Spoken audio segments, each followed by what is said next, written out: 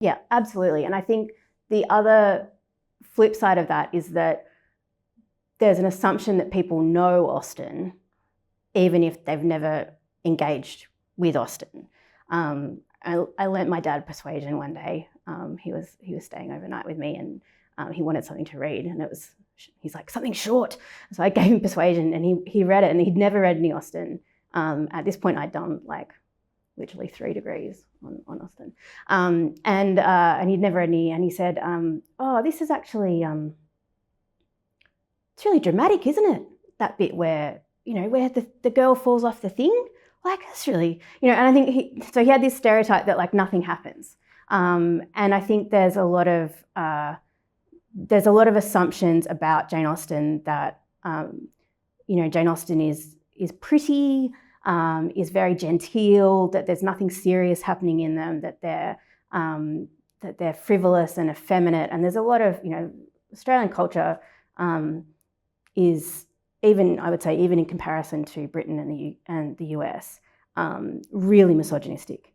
And so anything that, one thing that did really well here was Pride and Prejudice and zombies. Like anything that is seen as, oh, girls like this, so let's wreck it, right? And I actually quite enjoyed Pride and Prejudice and Zombies. I went to see the movie with my brother, like we had a good time. But that I think there's a sense in which anything that is pitched towards, and Jane Austen is absolutely pitched towards women, and pitched towards a kind of celebration of femininity in a way in Australia, which is not, I think in Britain it's much more of a, this is our cultural heritage, this is important, she's on the banknote, all that kind of stuff. Whereas here I think it's much more, this is escapist. It's not high-end, like it's not high literature in the way that sort of Shakespeare is unimpeachably high literature, but also I was thinking about your questions, and what I find really interesting is that in Australia we are really, really experimental when it comes to Shakespeare, and it'd be good to talk to Penny about this actually, in the way that we teach it, in the way that we perform it.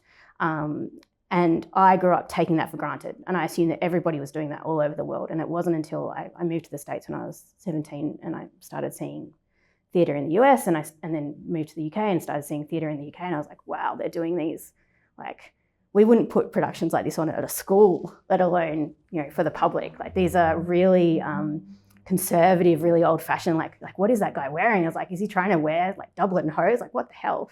And so that for us, I think we are much more,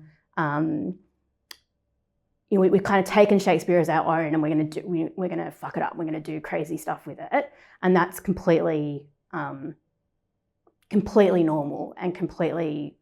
It's assumed that will be done from, the kind of from the ground up, right the way through school and all that kind of stuff. Whereas Austen, I think, is in this almost like bell jar, in which she must be, she's very, she's perfectly historicized, and also not very well historicized for real. But everything has to be, it's about the costumes, and it's about the landscapes and the settings and stuff like that. And it's not really about the language and the relationships, and the plots can't be untethered from that.